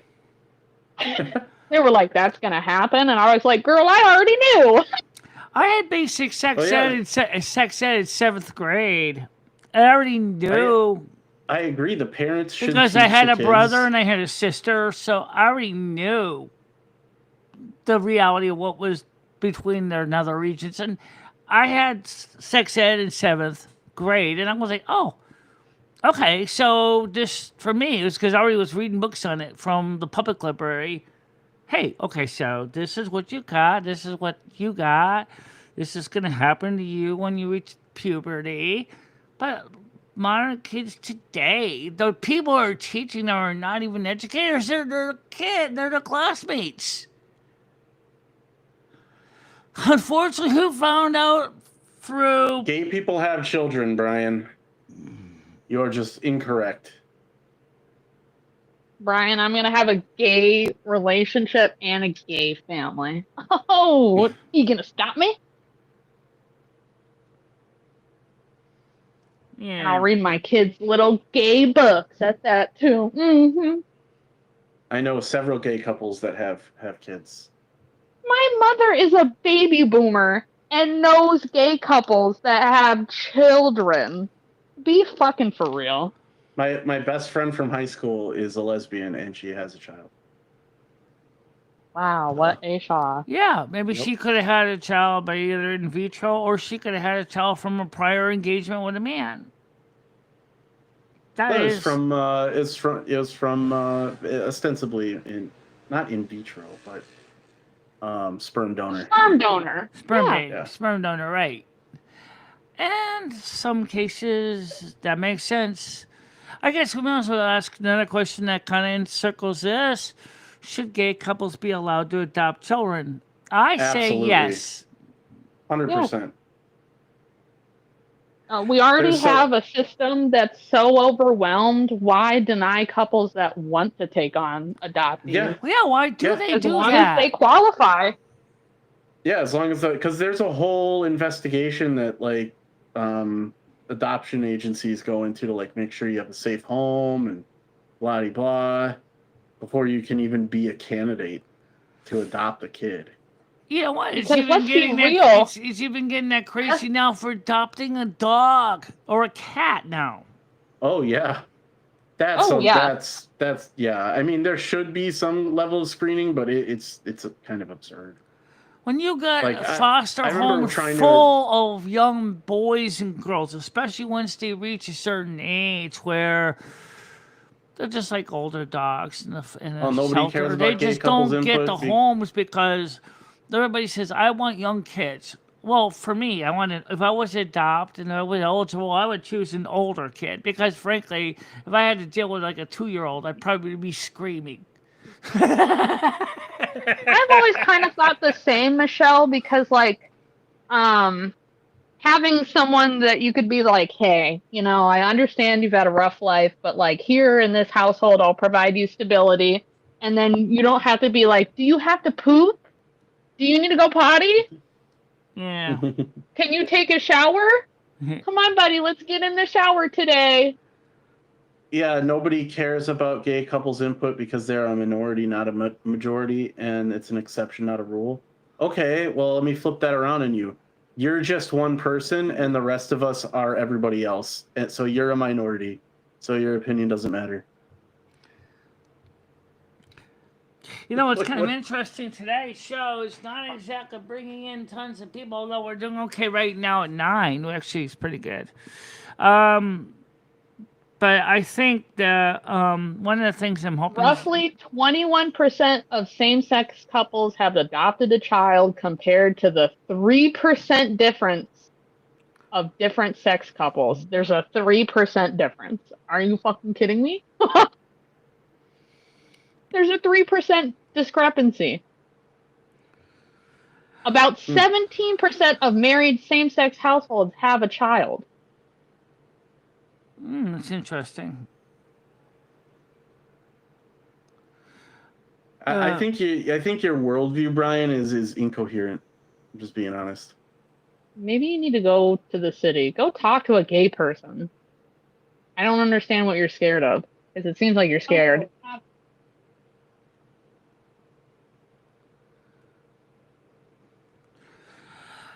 Well, like I said, if Michelle and I were younger, maybe if we're still in our 30s, if Michelle and I had found some gainful employment that would have made it possible for us to consider a child, we would have done it, adopted one. But unfortunately, you think it's bad for gay couples? Try being a handicapped parent. Oh my God, yeah. Adoption agencies would never adopt a handicapped parent. A single parent, forget that. No. You know, here's the sad truth is, yeah, the foster homes are full and they are picky. I'm going to switch to my PC, Michelle. Give me 2 seconds and I'll be back. Okay. She's going to be switching over to a more stable sound source. So what do you think? Am I right or not, Leftcast? That they said sometimes the adoption system might actually be its own worst enemy. Yeah, I can see that. Like if it's too strict, where it's like you have to be like a certain income level, and only one parent can work, and like if it's like that, then yeah, they're never going to adopt out anybody. It's only going to be like the wealthy that are And able yet to do the it, sad or the truth- absolutely impoverished that. And yet the Like, sad somehow- truth is, and you'll agree with me on this, if you are born in a family with that's dysfunctional, nobody on a normal basis goes after your parents and say you're unfit to raise your kid. Right? No one normally does that. It does happen, but not common. But if the Right. same kind of family that maybe they're low income, but they still want to give it a good try, they get the door slammed in the face, even though maybe mom and dad are both working full-time jobs. The systems, it's just like, as I say, it's the same thing's happening in the animal shelters too. Yeah, I was trying to adopt a dog. I mean, we have a dog now, but only because we knew someone who knew someone. We tried to go through like an animal adoption agency, and they were like, "Oh, so you both worked, like me and my partner?" And it's like, "Yes." They're like, "Oh, well, we can't adopt a dog to you." I'm like, "The fuck?" That's ridiculous, though. Yeah, I was like, "Okay, like what? Then you're just gonna always have dogs that you can't adopt out. You're just never gonna meet your quota, or you're just gonna fill up with more and more dogs because like a lot of people, just both people work in the household." I mean, And if because it's like- I strongly think that, like I said, if I was younger, I think I could have taught that kids some very valuable, useful lessons for growing up. I think they would have been very successful at 20 years old. Let's say I adopted let's say 35. Let's say I adopted a 5-year-old. So by the time he's 20, I'd be, what, 50? Yeah, 50. Yeah, I think he would have, or she would have had a very good education. I mean, that's, to me, I also, we all know adoption agencies nowadays, a lot of it's money. There's a money factor in both human adoptions there are and fees, animal like- adoptions. There are a lot of fees. Yes. Like I've considered adoption. I've looked into it, and yeah, it's kind of a labyrinth. It's like they deliberately put the hill up at a 90-degree angle. Okay, you look up that 90-degree angle. Oh, wait. But my normal friends, in the same situation, they have naturally born baby of their own. They're not put to the same level of frustration. Right. So, what's the answer then? Do you want to push this? Oh, you got to be the perfect couple. You're living in a panacea. There's no perfect couple. No. No. So back to the political, which certainly is political. What are we going to do about that? We got a school system that's dysfunctional. It's not teaching kids crap. An adoption agency that tries to basically set rules that no adoptive parents could even meet. And on top of that, a housing situation that, in addition to the fees, adoption require you to maintain a certain home that no one can afford. I have a family member that will never be able to be legally adopted because the adoption fees are thousands of dollars. They just have legal custody over said child.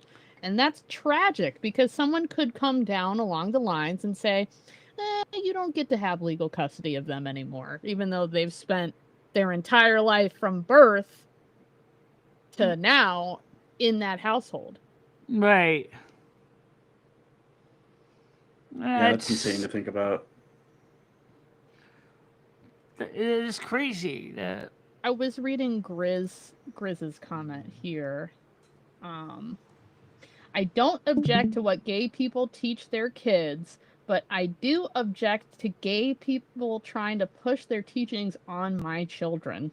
But I'm confused as to what the gay teaching is. Like, Yeah, what is a gay teaching? Like it being acknowledged at all in public school?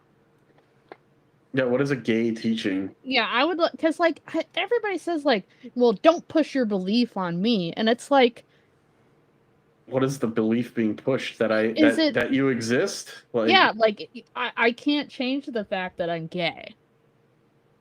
Yeah. What do you want? Like, if you're against the existence of gay people being taught, then sorry, them's the breaks. They're gonna learn it sooner or later. And that's not like there's no gay Bible. I mean, maybe there is, but that's not that's not what gay people aren't being like. Thou shalt gay. Like, that's not what happens. If that's the case, then I don't want religion pushed on my child. Any religion. Oh, I absolutely don't want religion taught to my child. No.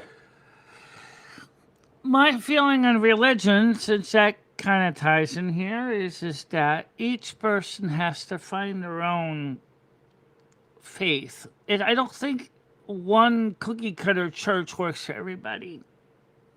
Like I said, like this morning, I was listening to Elias Yoder. He was talking about the Bible on one of his other channels. And I have to admit that I like the Amish lifestyle. I am Roman Catholic, but yeah, I mean, some of the stuff that they do, I do like. I do like that they're hardworking people and they believe strongly in the faith of God. Doesn't mean that my kid's going to believe in that. Who knows?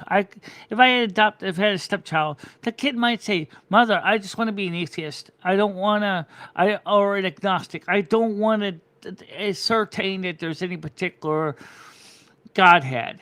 I'm like, Yeah. Okay, that sort of makes sense in your point of view. I mean, God is kind of slippery to some people. And I would say is, let's look at it this way, though. Somebody started the ball rolling. And if you don't accept, the Catholic teaching, that's fine. But just keep an open heart, because maybe you might find something that you like who agrees with you.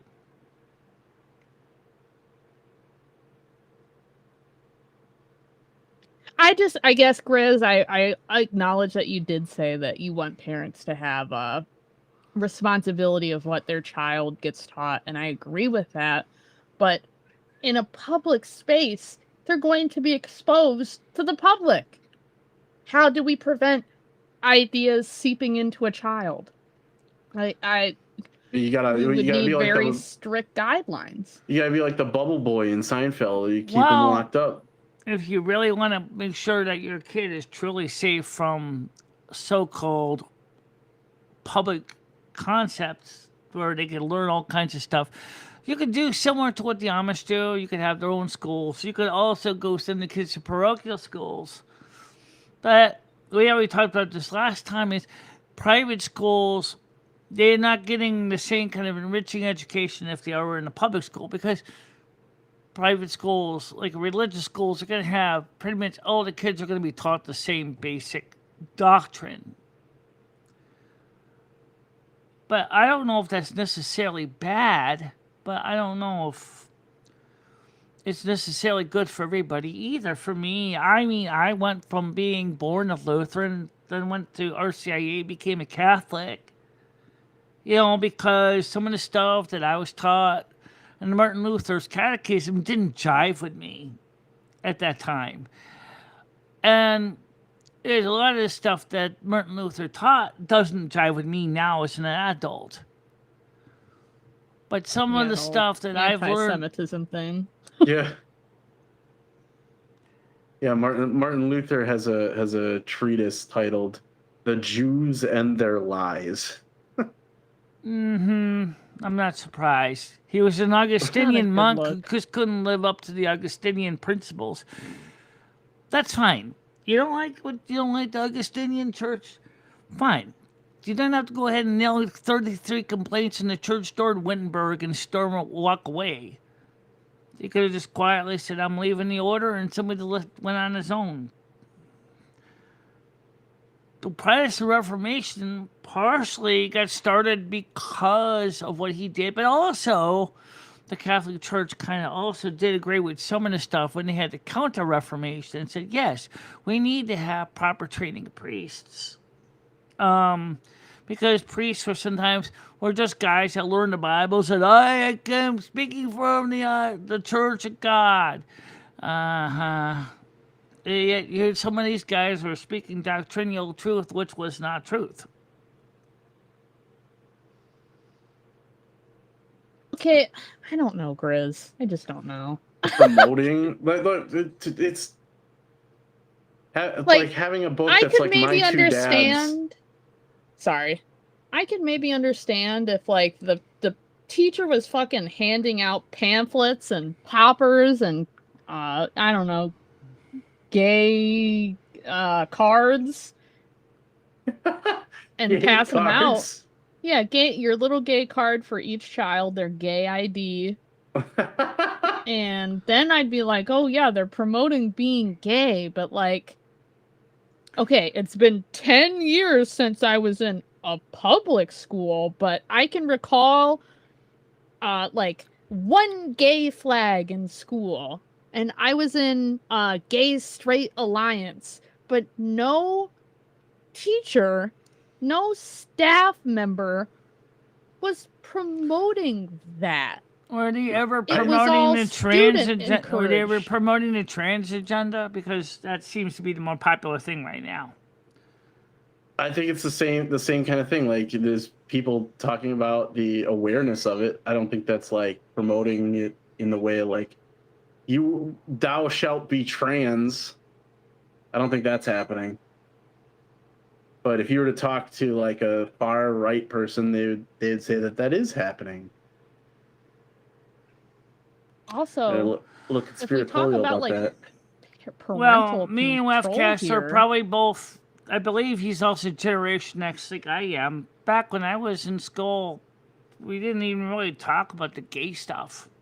I'm Gen Y. I was born in the 80s. Okay, so you're younger than me. I'm the oldest one here. Me and Leo are in the same camp. We didn't really have any of this gay talk. All we saw was the movies like Victor Victoria and Tootsie and Bosom Buddies and And that was it. We didn't really know or talk much about gay. Anyone that did something different we was didn't called. talk about gay people at all in school. I didn't really No, we get didn't really acquainted mind with- either. like So- I knew that gay people existed, but there was no formal awareness of it, and so there was just a lot of like mystery to it, like what even is that? And then it wasn't till like college that I really became acquainted with like the ideas there. You know, if I had an older person that was like an older mentor that could help me understand myself, because I'm also lesbian. I'm like, if someone would explain to me like, okay, yeah, you're a little different than a standard lesbian, but yet it's okay. You know, I don't want little kids being told that they're straight when they're not. How about that, Brian? Well, yeah, I've always really thought it's weird when adults go like, "Is that your little girlfriend?" to like a toddler. That toddler doesn't know up from down. Can we put on Blue's Clues? I don't want to hear about, is that your little... No, that dating is for when you're 15, 16, 17, in high school. I don't... And there's little crushes maybe in elementary, middle yeah, school. they did have But- that, didn't they? But there's no toddler dating, okay? There's no... It's not cute. It's weird. It's not Little Rascals or whatever the fuck. Yes, it's fucking weird. Sorry. On both ends. If anybody said that, I'd go, Yeah. Oh, it's That's already 10 odd. o'clock. It's 9 minutes. This is We've a been hot going. one. This was a hot one. I had fun. Do you want to Well, wrap I up know, the it's show? having fun too. Well, we can talk if you guys feel up to it. Well, I think that one thing is obvious is that the problems that we're having with the educational system is that there seems to be a couple different descending sides about what they feel we should be teaching. I mean, besides the things about the gender and the gay stuff, I think that the other thing that I think the public school system needs to do is getting back to teaching the kids the skills they need for everyday life, independent of college. Yes, please. I agree with that. Please give Yes. us home ec Financing. class. Please give us. Why not? Give us back gym too while you're at it. You know, some kids actually enjoy gym. People like Moose. I can see Moose as a high school teenager. Gym was a requirement when I was in school. Yeah, it was a requirement for me too to graduate. Yeah. I hated it. It was kind of a requirement for me because of my disabilities. But the thing was, the home ec. I mean, if you can't learn how to follow directions on a recipe or even a box shake and make meal. Oh yeah, home ec. Yeah, absolutely. Home ec and shop. Home ec and shop. Yeah, I did home ec shop. I did both. art too. I did both home ec and shop. Yeah. I had Did home you enjoy them? economics in middle school, but not high school. yeah. But I chose all my classes in high school. I chose every single art class. I took every single one. I can cook a pizza and build the table to put it on. You know what I mean? Yeah. I learned that in college to Yeah, build a table. I know what you're guess. saying. I get it. It's the same with me. I took a lot of art courses too, but I love metal and wood shop too because, well, first my father was a woodworker, so guess what? I already had access to knowledge of how to use the different saws and tools. True, I didn't usually use a lot of power tools and shop because of my disabilities, but I did use the table saw enterprises for the blind because I did have training on how to use it, to cut my pieces of plywood for my cabinet I was building. Oh, sure.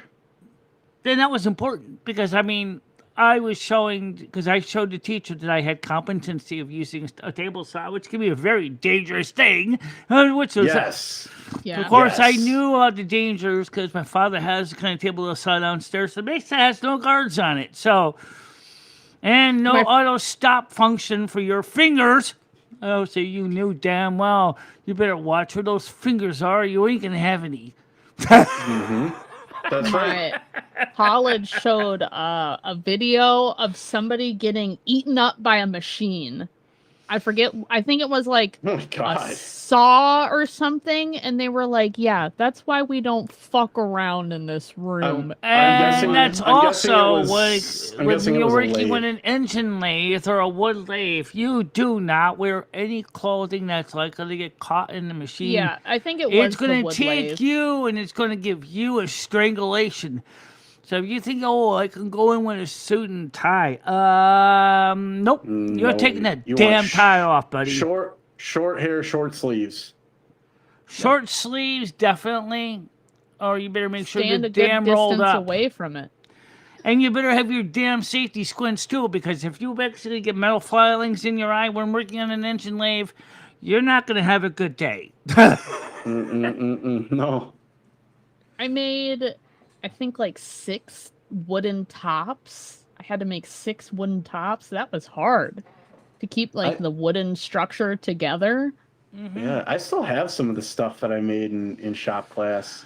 My mom I have a has table my that I made. cutting board that I made. It's over her stove. Nice. It's a pig. It's a wood Oh, that's cutting cute. board That's awesome. made out of I believe walnut and maple, and it's got it. still over her stove. She never cut meat on it because she didn't want to. Because she said like, it's just I don't want to destroy the fact that you made this on a jigsaw or on a table saw. You actually cut this. You clamped it. You put. No, she said I'm not gonna cut. I'm not gonna. Oh, if it's a shape, you probably used a bandsaw. It was what let's say I got to use. It was the bandsaw. I think in the 11th grade. My eyesight was a little better then too. So, but I can still use a bandsaw today. Although a bandsaw does scare me, because if that bandsaw blade just snaps, you potentially could be in deep trouble. Yeah. Don't put your fingers near it. Yeah, I know how to keep my fingers away from it, but the fact is that I knew it was metal going at a very high speed, and the fact is that it's under constant torsion. If that thing breaks, you're gonna be seeing the blade go flying out like a whip. Safety squints, please. I'm not cutting without those. If that blade, Yeah. Safety squints, absolutely. College taught me the importance of PPE. I do not play about PPE, especially after I had a painting professor, and this woman said, "This profession will give you cancer." And I was like, Jesus. She was like, "I've had cancer twice." So I was like, oh my God. She's like, "Wear gloves." Well, Don't I had a fucking chance to learn be PPE from a irresponsible. couple things besides OSHA videos, but also from seeing what happens when poor schmucks don't use it. For example, there was a deaf student that went to Arkansas Prize of the Blind after he was sanding with a sanding disc. He didn't have any safety glasses on, and the thing, I think it was a grinding wheel, and the wheel shattered in his eyes, and he totally lost all his sight. I'm like, Oh, Jesus Christ! yeah. You don't remember the law of acceleration? You're dealing with something Now at he's- least now he's 1,200 blind and RPM. That's gonna go flying. And I actually did a That's similar terrible. mock-up with a similar thing out of a safety material, and so did Mythbusters. And you know what? Yeah. Yeah, bandsaw Safety blades have a goggles catch. are essential. When I was making the ETX case, they had to use a grinding wheel. I had my regular glasses on. I had safety squints on over those. I had a pair of headphones over my ears to make sure that the noise didn't make my hearing worse. I didn't have a fancy angle grinder. I just used a drill and a grinding disc in a chuck. And that was one very scary project, cutting an ATX hole in a case that was for an AT motherboard. But I survived. I got the hole. I got the motherboard installed. Yay! That was about 10 years ago. I did that here on the porch. Again, I don't mess around when it comes to safety. I've I feel you, I've seen Michelle. too many accidents. Yeah, you'll be like the guy in that submarine, the private submarine that imploded. Yeah. The CEO of that company is quoted as saying, "Safety is a waste." This isn't politics. You're right. It's not politics. Is wearing PPE politics? In I this think case, so. Should your wait, here we go. We'll make it political. Should your employer, if hazardous, always provide PPE? There you go. My answer is yes. I want my employer to provide Yes. PPE at all times. Chris, maybe that Yes. might be. Maybe you were just lucky. Okay, maybe you were just lucky, but I wasn't gonna play. Wasn't gonna play that game with Mother Luck. I don't blame you. Or if that grinding wheel shattered when you were cutting the case, if you didn't have safety squints, already was getting pieces of carbide grindings flying in the air. Imagine if those got in my eyes. Oh God, yeah. Or just in your skin. Yeah, I got wire brushes now. I got that little Dremel tool. I read the manual like 4 times before I even dared use it. Like made sure I understand how to properly hold it so it wouldn't get wire brushes shearing off and wheels shattering. Because I know because my dad also is a woodworker. And my dad told me horror stories too. So I actually had family experience with these disasters. So I was like, I'm not going there.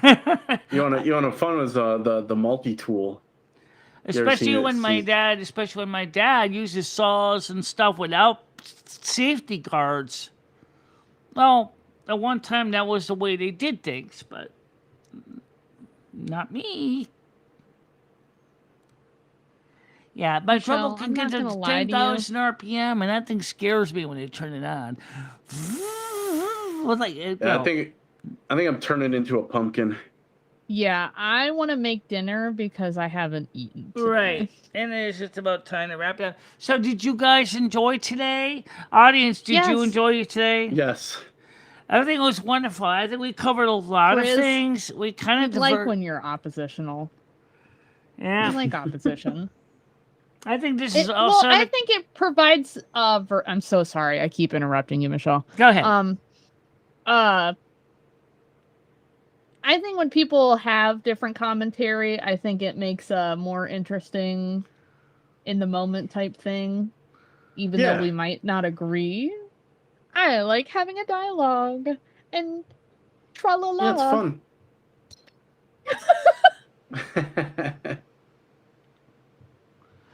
Yeah, I think it's been a wonderful time because this round table, unlike some of the other ones you see on the media, it's not like The View. You're not screaming at each other saying this person's an idiot and that one's an idiot. We're talking Is that what they do? I don't watch that show.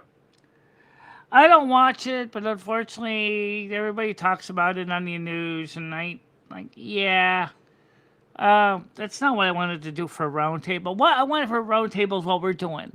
That is, let's get some people together. We might all have different views, but I think it makes it nicer where we can kind of talk without screaming at each other. Yes. It might get heated. That's a big deal. So, ladies and gentlemen, Leftcast, Brittany, sorry that Leo didn't come today and 60 didn't come. Hopefully next week they'll be here. Deal. And thanks for having me. And I'm glad you came tonight to the show. And I hope to see you next week at 8 o'clock. So we'll see each other soon, guys. All right, I'll see you in the morning, Michelle. Yeah, have see you a good in the morning night. too. Bye. Bye. Yeah. And don't forget, guys, the morning shows are at 10 a.m. U.S. Eastern Time. Yes. How come you didn't actually speak up much? Well, I'm not a guest here. Well, technically you are a guest. You know that, right? Yeah. It seems like this is more your thing. Yeah, okay. That might be true. Lumi isn't really too much into speaking about this stuff. Oh, no, I got my own views, but they're a little more Aquarian kind of energy, kind of kind of a little bit hippie-like. Hippie? They're not the one who designed the entire electrical system for a commune that may never be built. No, that's true. And let's be honest, you did a pretty damn good design of that. That's something we could talk about for another day. Yes, we could. All right, guys, so let's just get going. May all of you guys have a happy and safe night, and we'll see you in the morning. And don't forget, we care about you, so make sure to keep us in your dreams and prayers, too. The service is ended. Time to go. Peace, kind, love, and don't forget to like, share, hype, and subscribe. And we'll see you tomorrow at 10 a.m. U.S. Eastern Time. Until then, bye-bye, bye-bye, bye-bye. Michelle and Maria Lumi, I will always be there for you. Michelle, never stop believing in yourself. Go out there and show the world what you can do. Go kick some ass and have a good time doing it. I love both of you so much. I love how far you have come on YouTube. In the summer's embrace, she finds her way. Twisting and turning, she won't let things sway. With love for the music and fire in her soul, she